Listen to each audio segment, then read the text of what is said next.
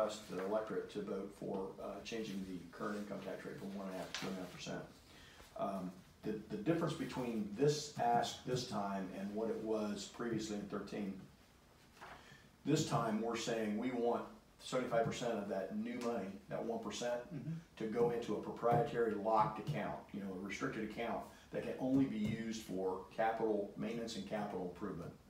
Which before it was just going into the general fund and out of the general fund, and things for capital was allocated to other accounts out of the general fund. This is much different than that. This really protects that money and can only be used for one thing, and that's what is stated.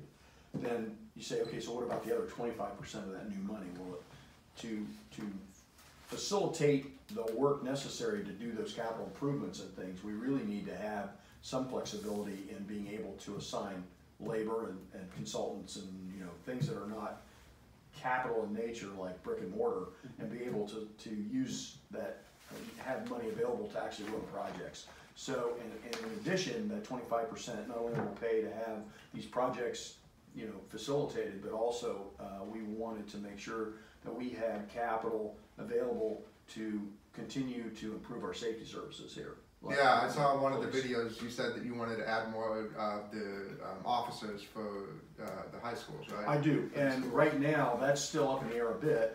I know that our chief participated in a project that the schools hired a consultant to review their safety in the schools, and until the school board actually gets presented with this plan and recommendations made, you know, I want to make sure we've got enough revenue to be able to cover.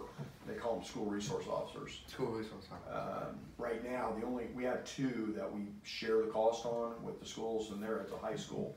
And we believe that there will be some recommendation to increase safety at the middle schools, but we don't know what the board's going to do yet. So we can't come out and say it's going to be for school resource officers. All I'm saying is that my intent would be to take for safety, because safety is one of the pieces of this proposal for the new money, is to have money available to help to facilitate further safety improvements for our kids.